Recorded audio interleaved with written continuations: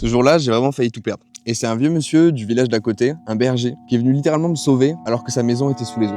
J'étais en Albanie et il faut savoir qu'à cette période, la région était vraiment en proie à énormément de pluie. Je me suis installé à la lisière d'une forêt qui était entourée de champs. Ce vieux monsieur qui passe avec ses moutons, c'était un berger, avec un sac de fruits, il est venu m'offrir quasiment sans dire un mot, seulement en me souhaitant la bienvenue. Et ce monsieur-là, voilà, je sais pas encore, mais dans quelques jours, en fait, il va vraiment me sauver. Parce que 2 jours plus tard, un matin, alors que je venais de me réveiller, j'entends frapper à ma porte. Et en ouvrant, c'est ce monsieur-là qui me tend directement un téléphone.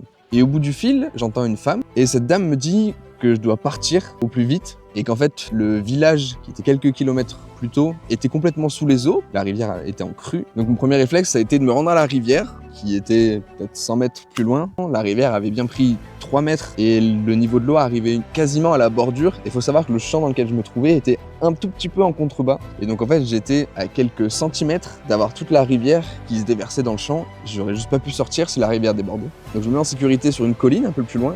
Et du haut de cette colline, je vois effectivement le village et les dégâts de cette crue.